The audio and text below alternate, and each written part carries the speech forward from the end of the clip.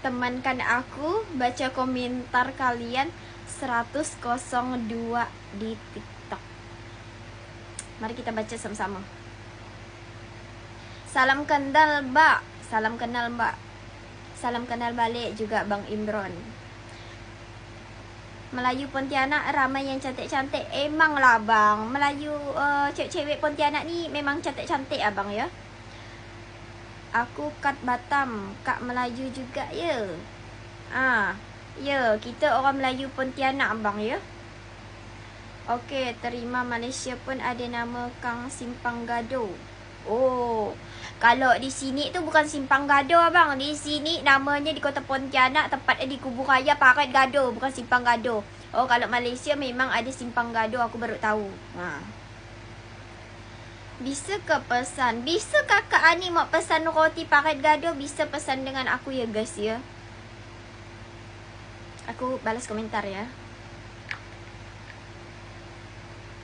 Di Pontianak selang macam semenanjung. Di Pontianak selang macam semenanjung. Sama ke? Aku tak tahu sih. Soalnya aku tak pernah pergi ke Semenanjung. OTW Pontianak. Meluncur abangku ya. Ke sini lah abang jalan-jalan ke Pontianak. Lebih kurang logat macam orang Perak je, sesuai lah kita. Perak. Orang mana pula orang Perak tu? Baru tahu aku. Kak coba R-nya tak usah berkarat. Kalau orang Pontianak, R pasti berkarat sayangku cintaku. Bukannya tak bisa R tak berkarat. Emang begini logatnya gitu bah. Kau ni cobalah aku ke Pontianak sini biar aku ajarkan kau bahasa Pontianak. Heran aku. Ini pasti sepupu Cipa ni. Ya kapan sepupu pula kata dia. Bukan abang, kami berkawan je. Berkawan. Kadang kami satu Kota Pontianak, sama-sama tinggal sini di Kalbar.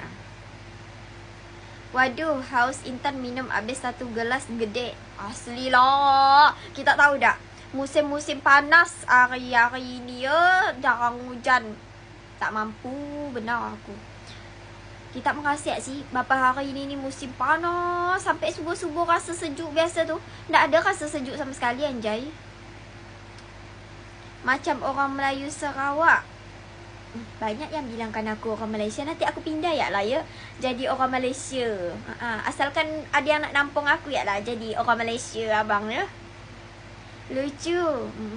Lucu pula kata dia Kalau macam gini, masa lucu ke? Okey lah, habis lebaran kita kahwin. Abang ini betul-betul sikit habis lebaran nak kahwin. Baik maka bini kau bang. Cik Intan, aku siap jadi imam Kak Intan. Nak jadi imam pula dah Yang punya bini macam mana anak urus dok bini kau bang. Janganlah kau ni. Heran aku dengan laki-laki ni ya. Geram. Yalah, lanjut nanti lagi kita bahas ya. Nak baca komentar ni belum go belangan kau.